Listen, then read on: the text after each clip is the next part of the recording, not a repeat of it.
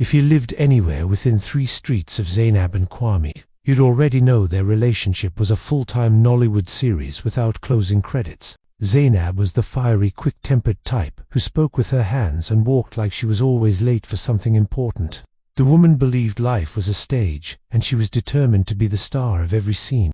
Kwame, on the other hand, was tall, laid back, and had a laugh that could light up the darkest alley in Lagos. But his stubbornness was like a mango seed, hard to crack and impossible to ignore. Together, they made the perfect storm. They could argue about the color of the sky in the morning and still be slow dancing to Afrobeats under the stars at night. In their 5 years of dating, they had broken up no less than 12 times, each split more dramatic than the last. There was the time Zainab changed her Facebook status to single and ready to mingle, and tagged all of Kwame's friends, or when Kwame sent a choir to Zainab's office to sing a breakup song he'd composed himself. And who could forget the incident where Zainab mailed Kwame's favorite Agbada to his mother with a note saying, "Since your son can't man up, maybe you can wear the pants in the family." Yet somehow, like 2 stubborn magnets, they always found their way back to each other. So when news broke that they were finally getting married, the whole neighborhood buzzed with excitement and trepidation. Some were already planning their asoibi, while others were taking bets on how long it would take for the first plate to fly across their new living room. But Zainab and Kwame didn't care. They threw themselves into wedding planning with a fervor that surprised even their most optimistic friends. The only problem, neither of them could agree on a single detail. The venue, the food, the music, everything became a battlefield.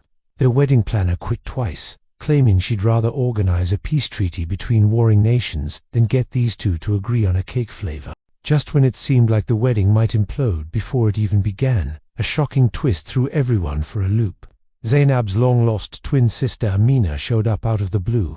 Separated at birth and raised in different countries, Amina was Zainab's polar opposite, calm, collected, and impossibly charming. She swept into their lives like a cool breeze on a hot Harmattan day, offering to help with the wedding preparations. At first, Zainab was thrilled. Here was someone who understood her, who could translate her vision to the bewildered wedding vendors. But as the days went by, she couldn't help but notice the lingering glances between Amina and Kwame, the inside jokes, the late-night planning sessions that somehow never included her. Meanwhile, Kwame found himself torn. Amina was everything he'd always wished Zainab could be: patient, understanding, and drama-free. He told himself he was just appreciating her help, but deep down, he knew it was more than that. The guilt ate at him, but he couldn't seem to stay away. As the wedding day approached, the tension in the air was thick enough to cut with a knife. Zainab, consumed by suspicion and hurt, threw herself into a whirlwind affair with her ex-boyfriend from university. She told herself it was just to make Kwame jealous, but part of her wondered if she was sabotaging her own happiness. Kwame, racked with indecision, found solace in long drives with Amina. They talked about everything and nothing. The easy companionship, a stark contrast to his rollercoaster relationship with Zainab. But every time he looked at the engagement ring on his finger, he felt like a fraud. The scandal exploded a week before the wedding.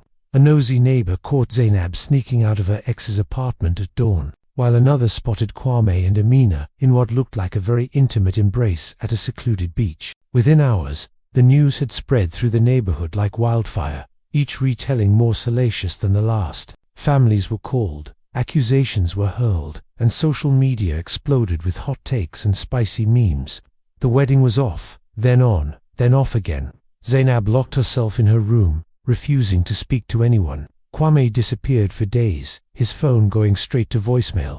Amina, caught in the crossfire, booked the first flight out of the country, leaving behind a trail of broken hearts and unanswered questions. Just when it seemed like things couldn't get any more intense, a new player entered the game. Babatunde, Kwame's charismatic best friend and best man, decided it was time to intervene. Known for his silver tongue and knack for smoothing over even the roughest situations, Babatunde set out to save the wedding, and possibly his friend's relationship.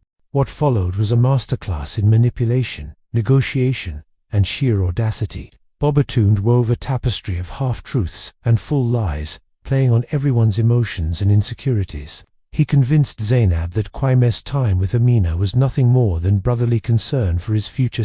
He assured Kwame that Zainab's ex was gay and they were just planning a surprise bachelor party. He even managed to get Amina on a video call to apologize for any misunderstandings, though the poor connection conveniently cut out before any real explanations could be given. As the dust began to settle, Zainab and Kwame found themselves face to face for the first time in weeks. The air crackled with unspoken accusations and lingering doubts. But as they looked into each other's eyes, something shifted. Maybe it was the realization that they'd both messed up. Maybe it was the memory of all they'd been through together. Or maybe it was just the exhaustion of living in a constant state of drama. Whatever it was, in that moment, they chose each other. Not the perfect versions they'd imagined, not the idealized partners they'd dreamed of, but the real, flawed, complicated people standing before them. They laughed, they cried, they yelled a bit more for good measure. And then, in true Zainab and Kwame fashion, they decided to get married right then and there. The impromptu ceremony was a far cry from the lavish affair they'd planned. The neighborhood imam was pulled from his evening prayers to officiate. Zainab wore a hastily borrowed white kaftan, while Kwame sported a mismatched suit he'd pieced together from his closet. Their guests were whoever happened to be within shouting distance, and the reception was a potluck of whatever people could grab from their kitchens. But as they exchanged vows under the warm glow of streetlights, with car horns providing a uniquely Lagos soundtrack, it was perfect. Because it was them, messy, unpredictable, and utterly, hopelessly in love.